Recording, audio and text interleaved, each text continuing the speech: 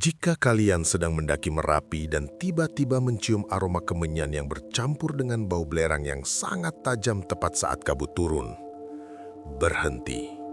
Jangan pernah melangkah maju meskipun jalur tampak jelas di depan mata. Karena di wilayah bebatuan ini, jalan yang kalian lihat mungkin bukan jalan menuju puncak, melainkan jalan menuju pusat keramaian yang tidak dihuni oleh manusia. Pasar Bubrah bukan sekedar tumpukan batu mati. Ia adalah kota gaib yang hanya menampakkan wujudnya bagi mereka yang datang dengan kesombongan. Di sini, transaksi tidak dilakukan dengan uang, melainkan dengan bagian dari jiwamu yang kau tinggalkan di setiap langkah pendakian. Jika kalian mendengar suara gamelan di tengah badai pasir dan melihat warung-warung kayu berdiri di antara kabut, larilah ke arah bawah. Karena jika kau sampai mencicipi satu suap saja makanan di sana, kau akan menyadari bahwa tubuhmu sudah kembali ke base camp, tapi jiwamu tetap tertinggal, melayani perjamuan abadi di bawah kawah Merapi.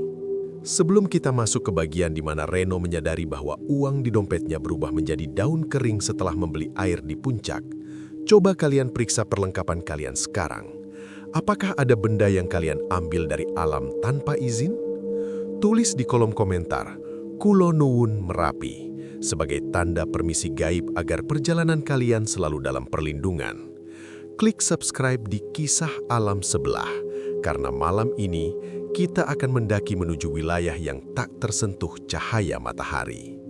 Mari kita mulai bab 1. Gunung Merapi selalu memiliki cara tersendiri untuk menyapa mereka yang datang ke pangkuannya. Bagi Reno, seorang pendaki veteran berusia 30 tahun yang sudah malang melintang di berbagai jalur ekstrem Nusantara, Merapi adalah rumah kedua. Namun, malam ini Merapi terasa berbeda. Reno berdiri di base camp New Selo, menatap ke arah puncak yang tertutup awan hitam pekat. Angin Selo yang dingin berhembus kencang, membawa aroma tanah basah dan sisa-sisa bau belerang yang terbawa angin dari kawah. Ia sedang merapikan tali sepatu gunungnya, memeriksa kembali isi tas carrier 60 liternya yang berisi perlengkapan standar pendakian. Reno berencana melakukan pendakian solo, sebuah tindakan yang dianggap gila oleh sebagian besar pendaki pemula. Namun baginya, kesunyian adalah cara terbaik untuk berkomunikasi dengan alam. Namun, ia lupa satu hal. Malam ini adalah Selasa Kliwon, malam di mana menurut kepercayaan warga lokal, Merapi sedang menggelar hajatan. Pak Jarot, penjaga base camp yang rambutnya sudah memutih, menghampiri Reno sambil membawa secangkir kopi hitam. Wajahnya yang keriput tampak sangat serius di bawah cahaya lampu neon yang berkedip. Mas Reno, apa tidak sebaiknya berangkat besok pagi saja? Angin di atas sedang tidak enak. Lagi pula malam ini bukan malam yang sembarangan untuk berjalan sendirian di bawah puncak, ucap Pak Jarot dengan nada suara yang penuh peringatan. Reno hanya tersenyum tipis, sebuah senyuman penuh kepercayaan diri yang mungkin bagi Merapi terdengar seperti kesombongan. Tenang saja Pak, saya sudah hafal jalannya. Lagi pula peralatan saya lengkap, GPS juga sudah saya setel. Saya cuma ingin menikmati sunrise di Pasar Bubrah, jawab Reno santai. Pak Jarot hanya menghela nafas panjang. Ia memberikan sebuah bungkusan kecil berisi garam dan lada hitam. Bawa ini mas, kalau mencium bau wangi yang tidak wajar, taburkan di sekelilingmu. Dan satu pesan saya, jangan pernah bertransaksi apapun kalau kau melihat ada keramaian di atas sana. Reno memulai langkah pertamanya melewati gerbang pendakian Selo sekitar pukul 10 malam. Jalur awal yang berupa jalan aspal menanjak di antara ladang penduduk terasa begitu sunyi. Suara mesin motor dari kejauhan perlahan-lahan menghilang, digantikan oleh suara jangkrik dan gesekan daun-daun pinus yang ditiup angin. Cahaya senter kepalanya membelah kegelapan jalur setapak yang mulai masuk ke dalam rimbunnya hutan.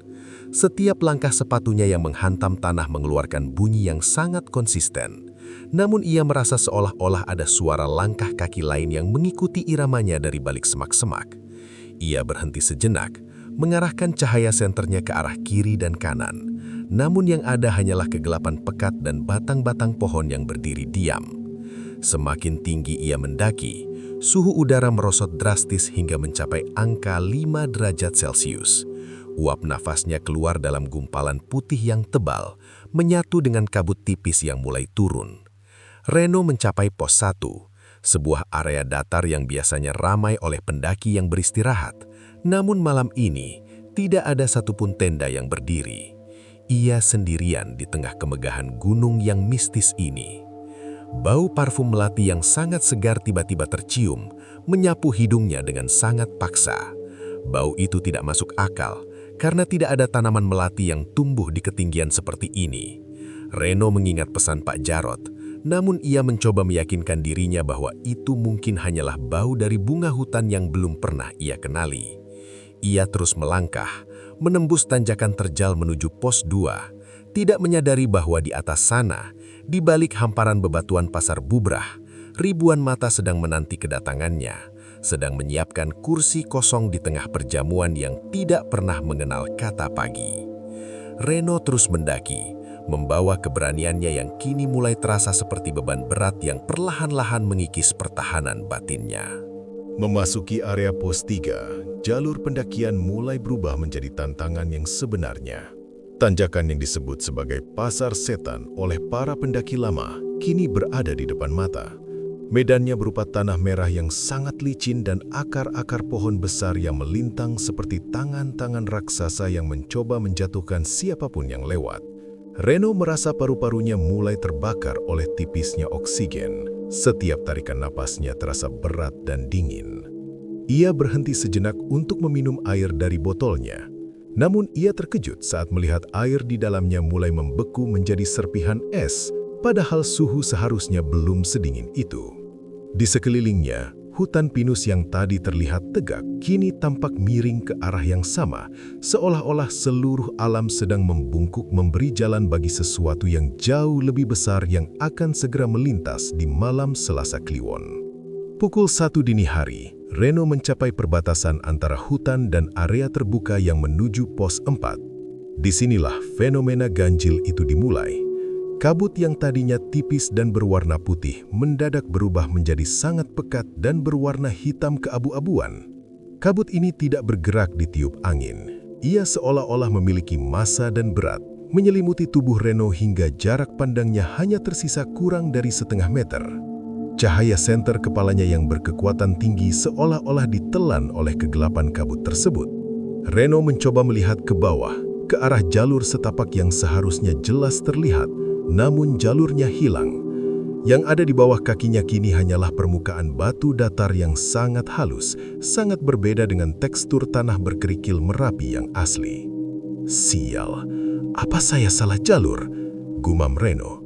Ia mencoba memeriksa GPS di ponselnya, namun layar ponselnya hanya menampilkan statis berwarna abu-abu dengan jarum kompas yang berputar-putar liar tanpa henti. Di tengah kebingungan itu, aroma kemenyan yang sangat tajam mulai menyerang indera penciumannya. Aroma itu bukan aroma kemenyan yang harum, melainkan aroma kemenyan yang bercampur dengan bau kulit yang terbakar.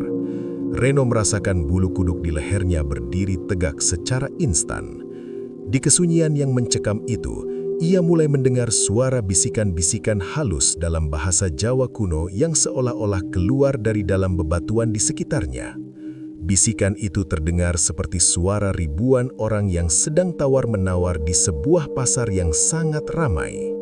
Reno mencoba berbalik arah untuk turun kembali ke pos 3, namun setiap kali ia melangkah ke belakang, ia justru merasa jalurnya menanjak. Ia seolah-olah terjebak dalam sebuah labirin dimensi yang tidak mengizinkannya untuk pulang. Kabut hitam itu kini mulai membentuk siluet-siluet makhluk tinggi besar yang berdiri diam di batas pandangannya. Mereka tidak mendekat, hanya mengawasi. Reno merasa tekanan udara di sekitarnya menjadi sangat berat, membuat telinganya berdenging sangat kencang, hingga ia merasa kepalanya ingin pecah.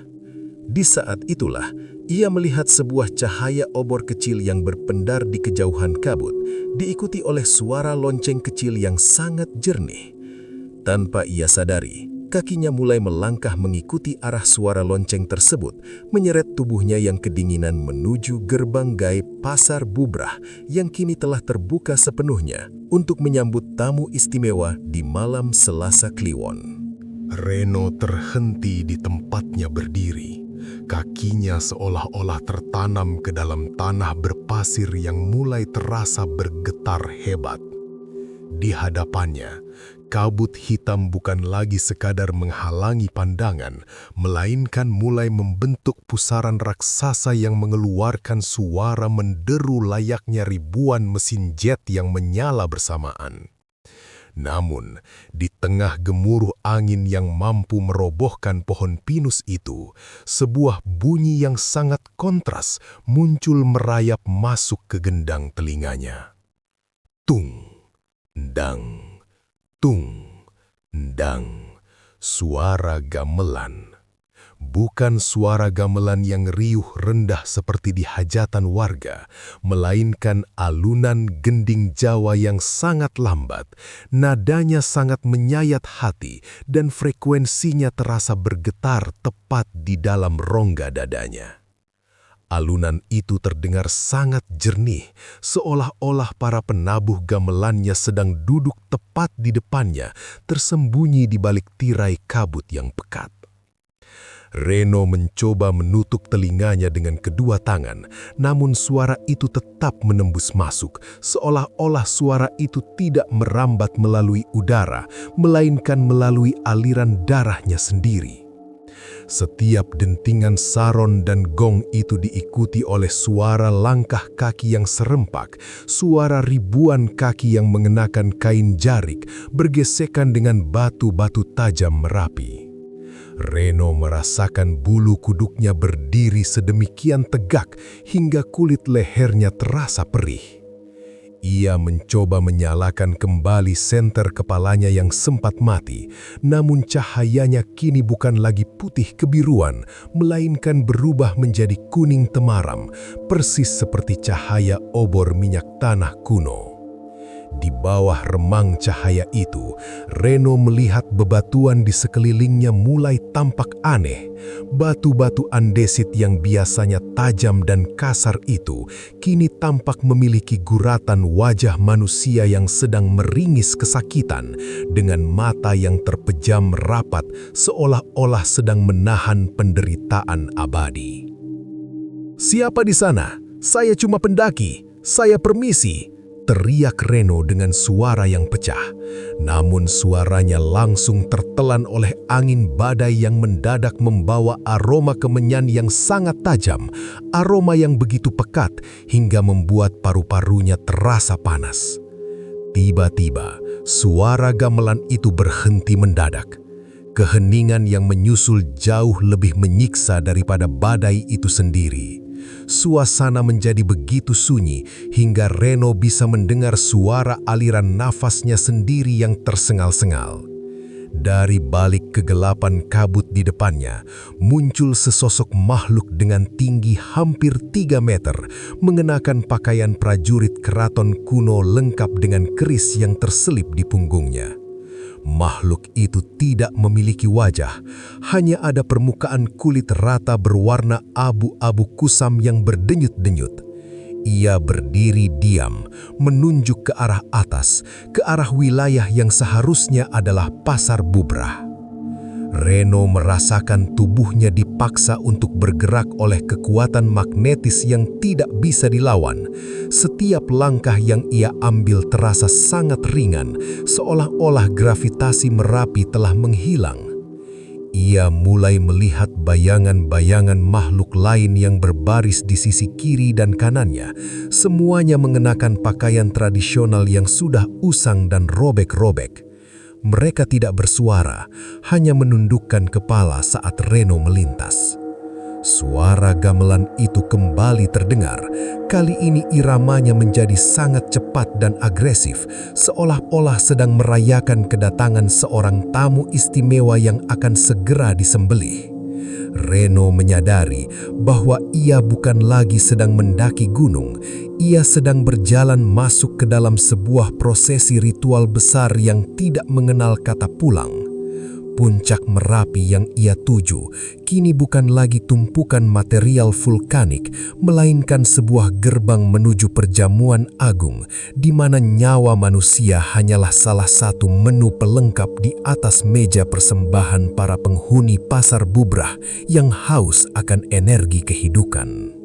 Langkah Reno akhirnya membawanya sampai ke dataran luas yang seharusnya merupakan wilayah Pasar Bubrah, sebuah area terbuka di bawah puncak Merapi yang biasanya hanya berisi hamparan pasir dan bebatuan besar hasil erupsi. Namun, apa yang dilihat Reno malam itu meruntuhkan seluruh logikanya sebagai manusia modern. Area yang seharusnya sepi dan mencekam itu kini telah bertransformasi menjadi sebuah pusat keramaian yang sangat luar biasa. Ribuan bangunan kecil yang menyerupai warung-warung kayu kuno dengan atap ilalang berdiri berjajar rampi, diterangi oleh jutaan lampion kertas yang berpendar dengan cahaya merah darah. Tidak ada pasir yang terlihat, seluruh lantai wilayah itu kini tertutup oleh ubin batu hitam yang sangat halus dan mengkilap, memantulkan bayangan ribuan makhluk yang sedang berlalu lalang dengan kesibukan yang sangat aneh. Makhluk-makhluk itu memiliki wujud yang sangat beragam, namun tidak ada satupun yang tampak benar-benar manusiawi. Ada yang bertubuh sangat kurus hingga tulang rusuknya terlihat jelas menembus kulit. Ada yang memiliki kepala menyerupai hewan hutan namun berjalan tegak. Dan ada pula yang tampak seperti manusia biasa namun bergerak dengan gerakan patah-patah layaknya boneka kayu yang digerakkan oleh tali tak kasat mata. Mereka semua mengenakan pakaian tradisional Jawa dari berbagai zaman, mulai dari kemben kuno hingga setelan lurik yang sudah kusam. Reno berdiri terpaku di tengah kerumunan itu, namun yang paling mengerikan adalah fakta bahwa tidak ada satupun dari ribuan makhluk itu yang mengeluarkan suara saat berbicara. Mereka berkomunikasi melalui gerakan tangan yang ganjil dan tatapan mata yang hampa, menciptakan atmosfer keramaian yang sunyi yang sangat mencekam. Bau belerang yang tadi menyengat kini berubah menjadi aroma masakan yang sangat harum, namun ada sesuatu yang salah dari aroma tersebut, sebuah aroma manis yang sangat pekat, mirip seperti aroma bunga melati yang sudah membusuk. Reno melihat di sisi jalan pasar itu terdapat tumpukan barang dagangan yang tidak masuk akal. Ada tumpukan kembang 7 rupa yang masih segar, ada botol-botol kaca berisi cairan merah pekat, hingga tumpukan perhiasan kuno yang terbuat dari emas murni, namun tampak berdenyut seolah-olah memiliki nyawa. Setiap makhluk yang lewat di depan Reno selalu menyempatkan diri untuk berhenti sejenak, menatapnya dengan pupil mata yang sepenuhnya hitam, lalu melanjutkan perjalanan mereka sambil tersenyum lebar, sebuah senyuman yang terlalu lebar hingga merobek sudut mulut mereka. Selamat datang di pasar kami, pengelana. Apakah kau membawa sesuatu untuk ditukarkan? Sebuah suara muncul di dalam kepala Reno, suara yang terdengar seperti gesekan 2 buah nisan yang berat.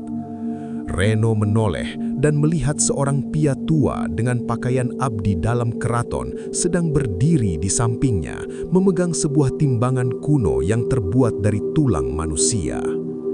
Pria itu tidak memiliki bola mata, hanya ada lubang gelap yang terus mengeluarkan asap tipis berbau kemenyan.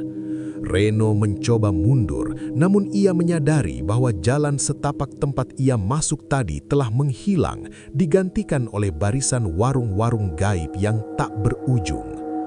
Pasar Bubrah telah benar-benar menelannya hidup-hidup ke dalam dimensinya. Ia kini bukan lagi seorang pendaki, ia adalah komoditas yang sedang diamati oleh ribuan mata yang haus akan energi kehidupan di sebuah wilayah di mana waktu telah berhenti berputar sejak letusan besar berabad-abad yang lalu. Reno mencoba menenangkan jantungnya yang berdegup kencang hingga terasa sakit di dadanya. Ia teringat pesan Pak Jarod di base camp. Jangan pernah bertransaksi apapun. Ia memeluk tas carrier-nya dengan erat, mencoba menghindari kontak fisik dengan makhluk-makhluk yang kini mulai mengerumuninya dengan rasa penasaran yang mengerikan. Di tengah pasar tersebut, ia melihat sebuah meja besar yang terbuat dari baku andesit raksasa. Di atas meja itu sedang berlangsung sebuah transaksi yang sangat ganjil. Seorang makhluk bertubuh tinggi besar sedang menukarkan selembar daun jati kering kepada seorang penjual yang wujudnya menyerupai wanita tua dengan kuku-kuku yang sangat panjang. Begitu daun itu berpindah tangan, daun tersebut mendadak berubah menjadi kepingan koin emas murni yang berkilau sangat tajam di bawah cahaya lampion merah. Reno memperhatikan lebih detail, daun-daun itu bukan daun biasa. Di setiap urat daunnya terdapat tulisan-tulisan gaib yang bercahaya keemasan, tulisan yang seolah-olah merekam memori atau bagian dari jiwa seseorang. Penjual wanita tua itu kemudian memberikan sebuah botol kecil berisi cairan keperakan sebagai gantinya. Makhluk pembeli itu segera meminumnya dan seketika tubuhnya yang tadinya transparan menjadi lebih padat dan nyata. Reno menyadari dengan kengerian yang luar biasa bahwa di pasar bubrah, mata uang yang digunakan bukanlah logam berharga, melainkan esensi kehidupan atau bagian dari memori manusia yang tersesat di gunung tersebut. Setiap daun yang ditukarkan adalah harga dari sebuah ingatan. Ingatan tentang keluarga, tentang cinta, atau tentang masa depan yang diberikan kepada para penunggu puncak demi eksistensi mereka yang hampa.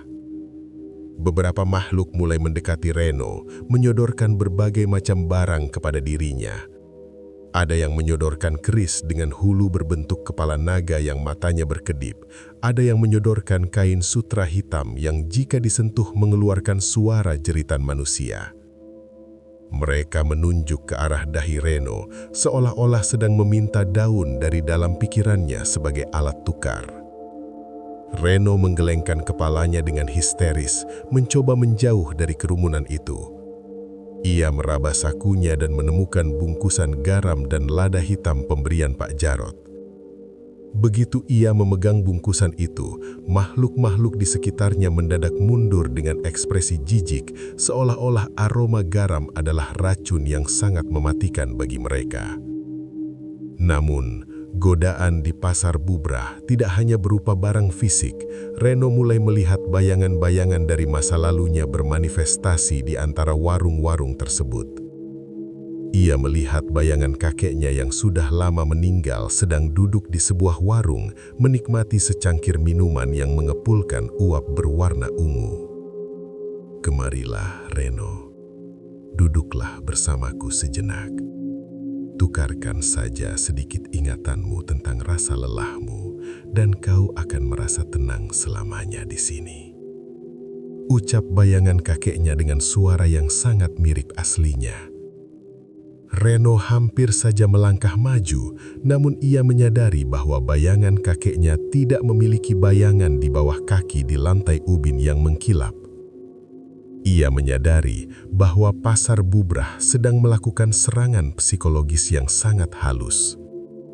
Transaksi di sini tidak selalu melibatkan paksaan, melainkan melalui tipu daya yang memanipulasi kerinduan terdalam manusia. Reno menggenggam erat bungkusan garamnya, menyadari bahwa di pasar ini, sekali saja ia setuju untuk menukar sesuatu, maka ia tidak akan pernah lagi memiliki jiwa yang utuh untuk dibawa pulang ke dunia manusia. Dengan langkah yang gemetar, Reno mencoba mencari celah untuk keluar dari pusat keramaian pasar yang semakin menyesakkan itu. Ia berjalan menuju pinggiran pasar, di mana bangunan-bangunannya tampak lebih tua dan lebih sunyi. Di sana, ia menemukan sebuah warung kecil yang hanya diterangi oleh sebuah lampu minyak yang apinya berwarna biru pucat. Berbeda dengan warung lainnya yang penuh dengan barang mewah, warung ini hanya menjual satu hal, air dalam wadah tempurung kelapa. Di balik meja kayu yang sudah lapuk, duduk seorang wanita yang mengenakan kain hitam yang menutupi seluruh wajahnya.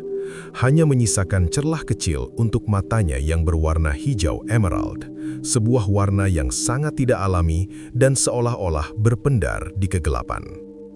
Begitu Reno lewat di depan warung tersebut, wanita itu mengangkat tangannya yang pucat dan memberikan isyarat agar Reno berhenti. Aroma belerang yang sangat tajam mendadak meledak dari arah warung tersebut. Namun anehnya, aroma itu bercampur dengan wangi mawar yang sangat segar. Kau sangat lelah, bukan? Kerongkonganmu terasa seperti terbakar oleh debu kawah. Minumlah ini. Ini gratis untuk tamu yang membawa garam di saku mereka. Bisik wanita itu. Suaranya tidak muncul di kepala Reno, melainkan terdengar sangat nyata di telinganya, sebuah suara yang sangat lembut namun memiliki nada perintah yang tidak bisa dibantah. Reno berhenti. Ia memang merasa sangat haus, sebuah rasa haus yang luar biasa yang membuatnya merasa lidahnya sudah berubah menjadi kayu kering. Wanita itu menyodorkan tempurung kelapa berisi air yang tampak sangat jernih. Namun di permukaan airnya, Reno melihat wajahnya sendiri yang tampak sangat tua dan keriput, seolah-olah ia telah berada di Merapi selama 100 tahun.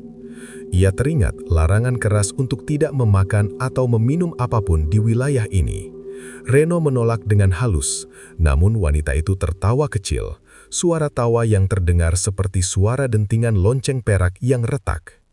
Kau pendaki yang bijak, tapi ketahuilah, di pasar Bubrah, menolak pemberian adalah sebuah penghinaan besar bagi sang penguasa puncak. Jika kau tidak ingin minum, maka tinggalkanlah sesuatu yang kau bawa sebagai pengganti rasa hausmu. Wanita itu kemudian menunjuk ke arah cincin perak yang dikenakan Reno di jari manisnya, sebuah cincin warisan dari ayahnya. Ia merasakan cincin itu mendadak menjadi sangat panas, seolah-olah sedang terbakar. Ia menyadari bahwa wanita ini adalah salah satu penjaga yang bertugas untuk menjerat jiwa-jiwa pendaki melalui benda-benda pribadi mereka. Aroma belerang di warung itu kini semakin menyengat, membuat Reno merasa pening dan kehilangan keseimbangan. Ia melihat di bawah meja warung tersebut, terdapat tumpukan tas carrier dan sepatu gunung milik para pendaki yang pernah dilaporkan hilang di Merapi selama puluhan tahun terakhir. Benda-benda itu tampak kusam dan dipenuhi oleh lumut gaib yang bergerak-gerak. Reno segera menaburkan sedikit garam ke arah meja warung tersebut. Seketika, wanita berkain hitam itu menjerit sangat nyaring. Suaranya berubah menjadi geraman makhluk buas, dan warung gaib itu mendadak berubah menjadi tumpukan batu andesit yang tajam dan kasar. Reno terjatuh ke tanah, menyadari bahwa setiap inci dari keramahan di pasar Bubrah hanyalah lapisan tipis yang menutupi predator lapar yang siap menelan siapapun yang lengah. Setelah warung gaib itu menghilang, Reno menemukan dirinya berada di sebuah tanah lapang yang terletak tepat di tengah-tengah pasar. Ribuan makhluk yang tadinya sibuk bertransaksi, kini berdiri melingkar, menciptakan sebuah arena yang sangat luas.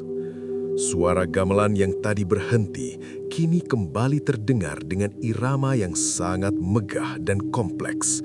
Sebuah komposisi gending yang terasa seperti sedang menceritakan tentang penciptaan alam semesta dan kehancurannya. Di tengah arena tersebut, muncullah 7 orang penari wanita yang mengenakan kostum tari keraton yang sangat lengkap, namun kulit mereka berwarna keabu-abuan layaknya debu vulkanik. Mereka tidak menginjakkan kaki di lantai. Mereka bergerak dengan cara melayang rendah, melakukan gerakan tari yang sangat lambat, namun memiliki presisi yang mustahil dilakukan oleh manusia biasa. Tarian itu disebut sebagai tarian penyeimbang puncak. Setiap gerakan tangan para penari itu seolah-olah mengendalikan aliran uap belerang yang keluar dari celah-celah batu. Reno melihat dengan mata kepalanya sendiri bagaimana asap belerang itu membentuk pola-pola naga dan raksasa di udara, mengikuti setiap ayunan jemari para penari. Mata para penari itu tertutup rapat, namun mereka bergerak dengan sangat sinkron, seolah-olah mereka adalah satu jiwa yang terbagi menjadi 7 tubuh. Atmosfer di arena tersebut menjadi sangat religius sekaligus mengerikan. Reno merasa seolah-olah ia sedang menyaksikan sebuah ritual suci yang seharusnya tidak pernah dilihat oleh mata manusia yang masih bernafas. Tiba-tiba, salah satu penari berhenti di tengah gerakannya dan membuka matanya. Matanya tidak memiliki kornea, hanya ada pendaran cahaya merah yang sangat kuat yang terpancar keluar. Penari itu menunjuk ke arah Reno, dan seketika ribuan makhluk yang menonton mulai bersorak tanpa suara. Sebuah sorakan batin yang membuat kepala Reno terasa seperti dihantam oleh ribuan godam. Reno merasa tubuhnya mulai menari dengan sendirinya, mengikuti irama gamelan gaib tersebut. Kaki dan tangannya bergerak di luar kendalinya, persendiannya dipaksa untuk berputar melampaui batas anatomis manusia. Ia merasakan rasa sakit yang luar biasa, seolah-olah otot-ototnya sedang ditarik hingga putus, namun ia tidak bisa berhenti. Kau telah terpilih untuk menjadi bagian dari tariannya. Kau akan menjadi penyeimbang yang baru untuk 100 tahun ke depan. Suara kolektif dari para penari itu bergema di seluruh wilayah Pasar Bubrah. Reno melihat bayangan dirinya di ubin batu hitam mulai terpisah dari tubuhnya. Bayangan itu menari dengan gerakan yang sangat mengerikan, sementara tubuh fisiknya perlahan-lahan mulai mendingin dan membatu. Ia menyadari bahwa tarian ini adalah proses pengubahan manusia menjadi bagian dari material Gunung Merapi. Jika ia tidak bisa menghentikan gerakan tubuhnya, maka saat fajar tiba, ia akan benar-benar berubah menjadi salah satu dari batu-batu nisan yang berjajar di Pasar Bubrah. Dengan sisa-sisa kesadarannya yang mulai memudar, Reno menggigit lidahnya sendiri hingga berdarah. Rasa sakit yang sangat tajam itu memberinya kekuatan untuk melempar seluruh sisa garam di sakunya ke arah para penari. Cahaya merah di mata penari itu mendadak padam, dan irama gamelan berubah menjadi suara jeritan yang memekakkan telinga, memberikan kesempatan bagi Reno untuk melarikan diri dari pusaran tarian maut tersebut. Reno berlari meninggalkan arena tari dengan napas yang tersengal-sengal. Setiap tarikan udaranya terasa seperti menghirup serpihan kaca tajam. Ia merasa tenaganya sudah terkuras habis dan pandangannya mulai diselimuti oleh warna kemerahan yang ganjil. Di tengah pelariannya, ia melintasi sebuah altar batu yang terletak di pinggiran pasar, dekat dengan sebuah jurang yang dasarnya tidak terlihat. Di atas altar itu terdapat sebuah bongkahan kristal berwarna ungu jernih yang memancarkan cahaya yang sangat menenangkan. Cahaya yang seolah-olah bisa menghilangkan seluruh rasa lelah dan sakit yang ia rasakan. Kristal itu tampak begitu indah, seolah-olah ia adalah inti dari seluruh kecantikan Gunung Merapi yang tersembunyi. Meskipun hatinya sudah penuh dengan rasa takut, ego Reno sebagai seorang pendaki yang haus akan kenang-kenangan dari puncak mulai muncul. Ia teringat akan sebuah mitos tentang batu mustika Merapi yang bisa memberikan keberuntungan abadi bagi siapapun yang membawanya pulang. Tanpa memikirkan konsekuensinya, Reno melupakan sumpah dan permisi yang ia ucapkan di base camp. Ia merasa bahwa setelah melalui semua kengerian ini, ia berhak membawa sesuatu sebagai bukti perjalanannya. Tangannya yang gemetar meraih kristal ungu tersebut. Begitu ujung jarinya menyentuh permukaan kristal yang sedingin es, seluruh wilayah Pasar Bubrah mendadak menjadi sangat sunyi, sebuah kesunyian yang jauh lebih berat daripada sebelumnya. Semua lampion merah di pasar itu padam seketika, menyisakan kegelapan total yang menyesakkan. Reno segera mengantongi kristal itu, namun ia mendadak merasa tas kerirnya menjadi sangat berat, seolah-olah isinya telah berubah menjadi beton padat. Ia tidak bisa lagi berlari. Dari kegelapan di sekelilingnya, muncul suara geraman yang sangat dalam dan bergetar, suara yang seolah-olah keluar dari perut bumi itu sendiri. Kau telah mencuri bagian dari jantung Merapi. Kau tidak akan pernah diizinkan untuk melihat matahari lagi. Suara itu bukan lagi bisikan, melainkan raungan yang membuat bebatuan di Pasar Bubrah mulai bergulingan dan hancur. Reno menyadari kesalahannya yang sangat fatal. Ia telah melanggar aturan paling sakral di gunung ini, mengambil sesuatu yang bukan miliknya. Tanah di bawah kaki Reno mulai retak, mengeluarkan uap panas yang berbau darah segar. Kristal di sakunya mulai berdenyut, mengeluarkan cahaya ungu yang kini berubah menjadi warna hitam pekat yang menghisap cahaya di sekitarnya. Reno melihat ribuan tangan-tangan hitam berukuran raksasa mulai keluar dari celah-celah batu, mencoba mencengkram kakinya untuk ditarik masuk ke dalam kerak bumi. Seluruh pasar gaib itu kini berubah wujud menjadi pemandangan neraka vulkanik. Warung-warung kayu berubah menjadi pilar-pilar api, dan makhluk-makhluk yang tadi tampak manusiawi kini berubah menjadi bayang-bayang mengerikan dengan mata merah yang menyala. Reno mencoba membuang kristal itu, namun kristal tersebut seolah-olah telah menyatu dengan telapak tangannya, tidak mau lepas. Ia menyadari bahwa dengan satu tindakan serakah tersebut, ia telah secara resmi menandatangani kontrak kematiannya sebagai tumbal abadi untuk menyeimbangkan kemarahan sang penguasa puncak Merapi. Kesadaran Reno mulai terombang-ambing antara realitas dan dimensi gaib yang sedang menghisapnya. Setelah ia mengambil kristal terkutuk itu, waktu di sekelilingnya seolah-olah pecah menjadi fragmen-fragmen yang tidak beraturan. Ia merasa dirinya sedang berdiri di Pasar Bubrah di masa sekarang, namun di saat yang sama, ia melihat letusan besar Merapi tahun 2010 terjadi tepat di depan matanya. Ia melihat aliran awan panas wedus gembel meluncur ke arahnya dengan kecepatan ribuan kilometer per jam. Namun sebelum awan itu menyentuh tubuhnya, pemandangan itu kembali berubah menjadi pasar gaib yang sunyi di zaman kerajaan Mataram kuno.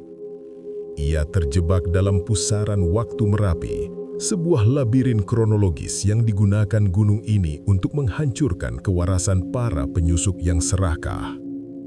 Suara gamelan, jeritan makhluk, dan deru badai pasir menyatu menjadi sebuah kebisingan frekuensi tinggi yang membuat telinga Reno mulai mengeluarkan darah. Ia melihat bayangan dirinya sendiri di masa lalu, saat ia masih di base camp sedang tertawa sombong di depan Pak Jarod. Bayangan itu menatap Reno di masa sekarang dengan tatapan penuh kebencian, seolah-olah masa lalunya sedang menyalahkan dirinya atas kehancuran yang akan terjadi. Kristal di tangannya terus menghisap suhu panas dari tubuh Reno, hingga tangan kanannya mulai berubah warna menjadi biru kehitaman karena kedinginan yang ekstrem. Reno mencoba berteriak minta tolong, namun suaranya hanya keluar sebagai kepulan asap belerang yang panas. Tidak ada jalan keluar dari waktu yang sudah membeku. Kau akan terus mengulang malam Selasa Kliwon ini selamanya. Suara itu bergema dari dalam kawah Merapi yang kini tampak terbuka lebar tepat di bawah kaki Reno.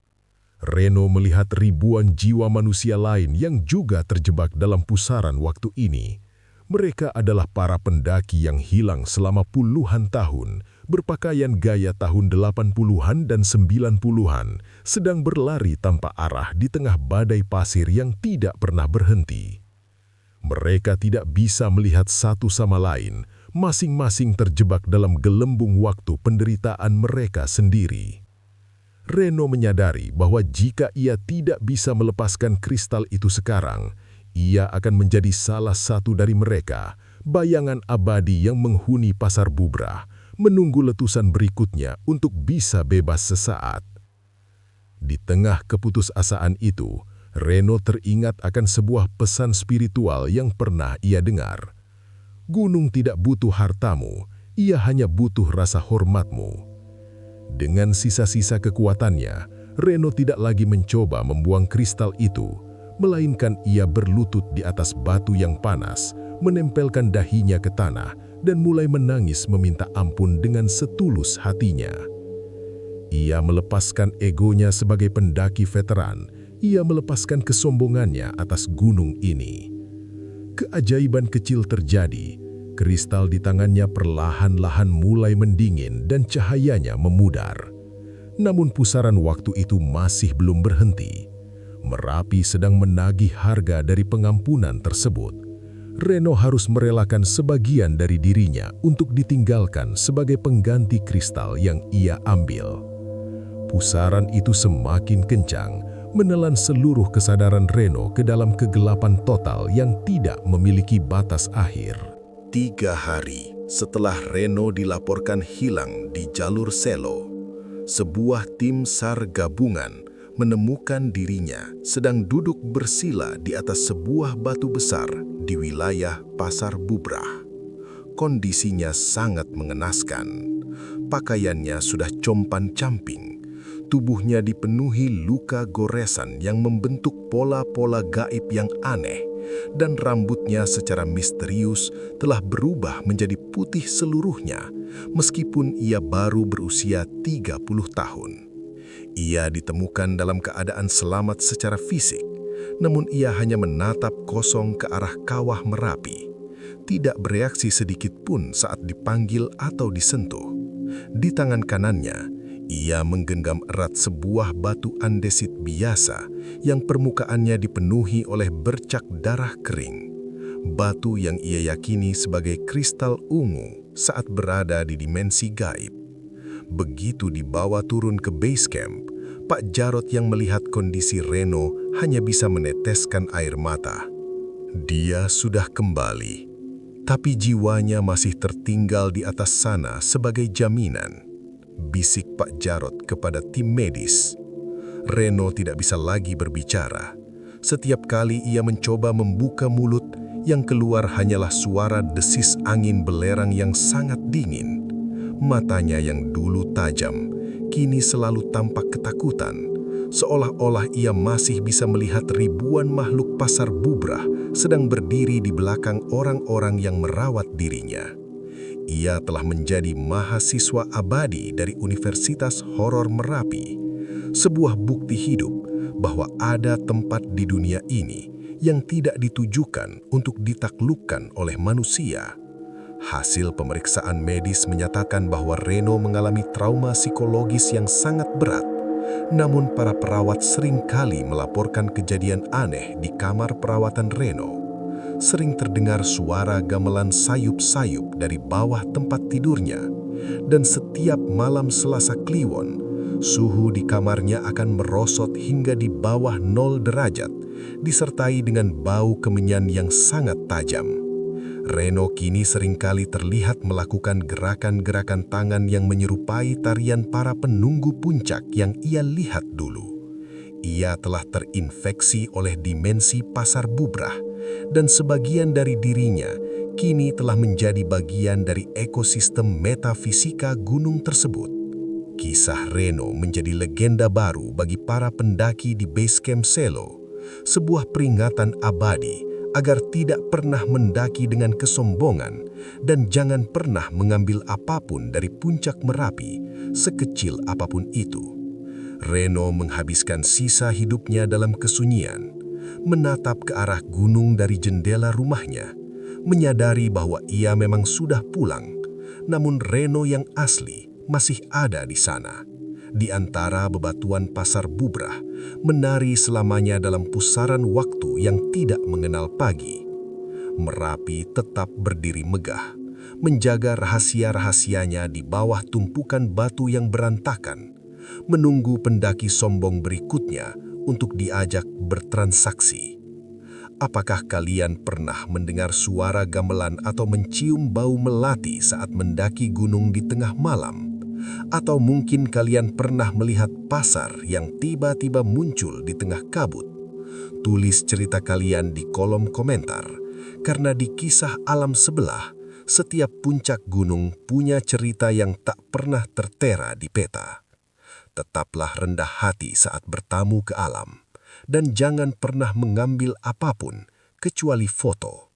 Sampai jumpa di kegelapan berikutnya.